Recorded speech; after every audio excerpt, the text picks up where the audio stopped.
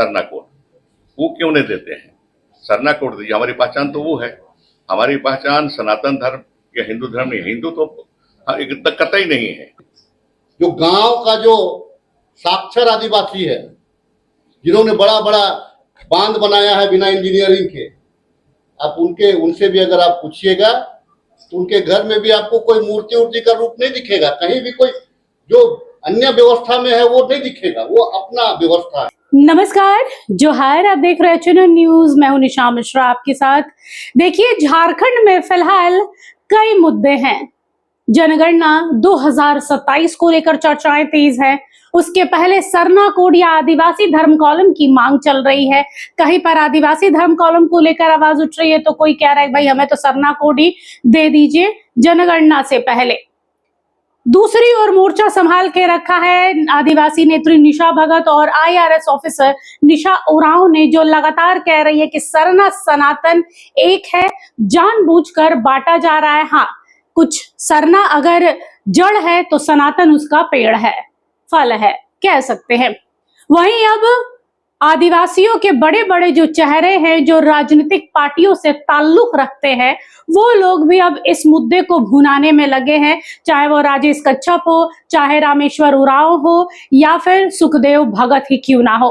आज उन्होंने press conference किया था और प्रेस कॉन्फ्रेंस में सरना कोड, सरना धर्म, डिलिस्टिंग, आदिवासियों के हक की बात, जल जंगल जमीन की बात, आदिवासी और सरना और सनातन का जो पूजा पद्धति है उसके विषय में खुलकर बात की है और साफ तौर पर कह दिया है कि भाई जो लोग ये प्रोपेगेंडा चला रहे हैं कि सरना सनातन एक है, वो गलत है। एक बार सुन लेते हैं इन आदिवासी नेताओं को, या आदिवासी नेता क्या कहेंगे, हम कहेंगे कांग्रेस के नेताओं को सुन लेते हैं जो आदिवासी भी हैं। तो एक बार नजर मार लेते हैं क्या कहा है किसने।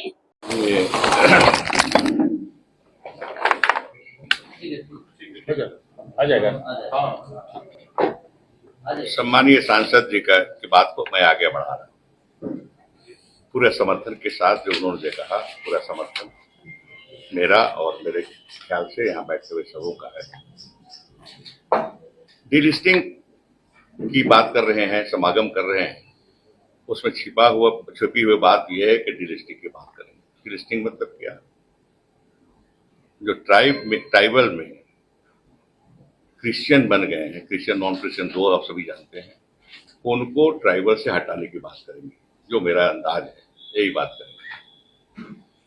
मैं कहता हूं कि यह जो उनकी बात होगी संविधान से हटकर होगी, संविधान सम्मत नहीं होगी। संविधान सम्मत इसलिए नहीं होगी कि नोटिफिकेशन पढ़िए 1950 का है, कहीं भी धर्म की बात नहीं कही गई आदिवासियों के मामले में। 1950 में जो एससी के लिए निकला था नोटिफिकेशन, उसमें धर्म की बात कही गई थी। जो हिंदू होंगे वही शेड्यूल कास्ट में ऑर्डर में आएंगे। बाद में 1956 में जोड़ा गया कि सिख होंगे वो भी हिंदू, वो भी शेड्यूल कास्ट के चिन्हित होंगे। 90 में जो बुद्धिस्ट थे उनको भी जोड़ा गया। ये उनके लिए है, हमारे लिए नहीं है। हमारे लिए सिर्फ कहा गया है कि द ट्राइब्स और ट्राइबल कम्युनिटीज और parts of groups within tribes और tribal community in parts 1 to 14 of the parts respectively relate be deemed to be scheduled tribes so far as regards members thereof resident in the locality specified in relation। Hindu है, सिख है, Buddhism है, लेकिन tribal में नहीं है। तो ये अभी हम एक हैं, क्रिश्चियन नॉन क्रिश्चियन भले हो, धर्म अलग अलग भले हो, लेकिन हमारी कम्युनिटी एक है। हम भी उरांव और जो क्रिश्चियन हो गए वो भी उरांव। हमको याद आता है कि कार्तिक बाबा केस किए थे डेविड मुंजनी पर। 1962 में डेविड मुंजनी जीते और कार्तिक बाबा हार गए, तो उन्होंने केस किया, इलेक्शन पिटीशन दिया।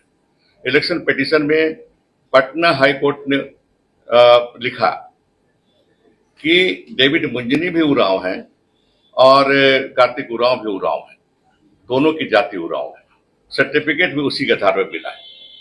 तो ये ट्राइबल है और ट्राइबल सीट पर चुनाव लड़ सकते। वो पुराना फैसला है, 63 या 64 का होगा, अभी याद नहीं, कुछ पुराना पढ़े थे वो।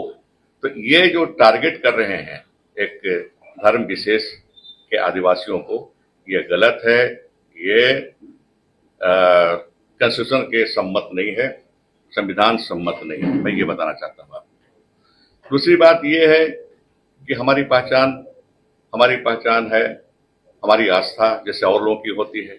हम सरना धर्म को, बिहार की बात, झारखंड की बात कर रहे हैं, बाकी अलग अलग कुछ हो सकते हैं मतभेद इसमें, लेकिन झारखंड में हमने जैसे कहा, जैसे कि सांसद जी कहे कि यहाँ से पास करा के भेजे हैं सरना कोड, वो क्यों नहीं देते हैं? सरना कोड दीजिए, हमारी पहचान तो वो है। हमारी पहचान सनातन धर्म या हिंदू धर्म नहीं, हिंदू तो कतई नहीं है, कतई नहीं है हिंदू। हम स्पष्ट रूप से बोलना चाहते हैं, हिंदू तो वर्णाश्रम है, ब्राह्मण है, क्षत्रिय है, वैश्य है, शूद्र है। हमको कहाँ रखिएगा आदिवासी को? आदिवासी को कहाँ रखिएगा? शूद्र में रखिए, हम कतई इसको कतई स्वीकार नहीं कर सकते। इसीलिए हिंदू में तो है नहीं, सनातन ये भी कंफ्यूजिंग वर्ड है। क्यों नहीं कहते हैं हम भी सरना है? अगर प्रकृति पूजा को भी बनना चाहते हैं तो सरने बोल दीजिए। देखिए, एक चीज है, जंगल और जमीन और वहां के देवी देवता को मानने वाले समुदाय है आदिवासी। प्राकृतिक के साथ प्राकृतिक को मानने वाले हैं आदिवासी। आप कहाँ रखिएगा? रामेश्वर राव जी ने कहा, उस बात को मैं पुनः दोहराना चाहूंगा कि आप आदिवासियों को कहाँ रखिएगा, इस बात को। और डिलिस्टिंग के माध्यम से वे आदिवासियों को जो संरक्षित किया गया है संविधान के द्वारा, हमको तकरीबन वो समाप्त करना चाहते हैं, तकरीबन डिलिस्टिंग के माध्यम से समाप्त करना चाहते हैं। आज आप देखेंगे कि अभी उस बात के लिए हम लोग अलग से भी बैठेंगे, लेकिन ये एक संकेत है कि आने वाले दिनों में या जो झारखंड में हम भले खुश हो जाएं कि आदिवासियों का राज है, 5th शेड्यूल स्टेट है, लेकिन इसमें भी बड़ा कुटरघात करने की तैयारी है। ये जो है जनजातीय सुरक्षा मंच के द्वारा, क्योंकि हम फिर से हम कहना चाहेंगे आपके माध्यम से कि हम प्राकृतिक पूजक हैं। हमारा जितने भी आदिवासी जो है, पढ़ा लिखा आदिवासी की बात आप छोड़ दीजिए, जो गांव का जो साक्षर आदिवासी है, जिन्होंने बड़ा बड़ा बांध बनाया है बिना इंजीनियरिंग के, आप उनसे भी अगर आप पूछिएगा तो उनके घर में भी आपको कोई मूर्ति का रूप नहीं दिखेगा, कहीं भी कोई जो अन्य व्यवस्था में है वो नहीं दिखेगा, वो अपना व्यवस्था है। तो हमको अगर आप वास्तव में अगर भारतीय जनता पार्टी अगर आदिवासियों का सम्मान करना चाहती है, तो हम जहाँ हैं, जिस हाल में हैं, जंगलों के साथ में, वन्य पशु के साथ में है, हमको यहाँ रहने दिया जाए। अब तो हमारे जो गोत्र है उसको भी आप समाप्त कर दे रहे हैं। हमारे जो गोत्र है, कोई लकड़ा है, कोई मुंडा, कोई उरांव, जो कच्छप है, कोई तिरकी है या व्यथा है। हमारी जो बात है, आदरणीय सांसद सुखदेव भगत जी ने भी आपको जो मुख्य बिंदु हैं उनका जिक्र किया। कानूनन संवैधानिक रूप से भी हम क्या हैं, वैदिक काल से लेकर के अभी तक हम क्या हैं, आदरणीय पूर्व मंत्री रामेश्वर राव जी ने भी कहा है। देखिए, ये जो 24 मई 2026 को जो जनजाति सुरक्षा मंच के द्वारा जो सांस्कृतिक समागम का जो नाम दिया गया है, ये आदिवासियों को समाप्त करने का एक सुनियोजित षड्यंत्र है। हम सभी जानते हैं कि जब झारखंड प्रदेश अलग हुआ तो भारतीय जनता पार्टी के लोगों ने झारखंडी शब्द को लेने से तकरीबन वे लोग कतरा रहे थे। वे चाहते थे कि वनवासी या राज्य हो जाए। अगर आप हमको वनवासी कह रहे हैं तो कहने का मतलब है कि अगर आप हमको वनवासी का दर्जा दे रहे हैं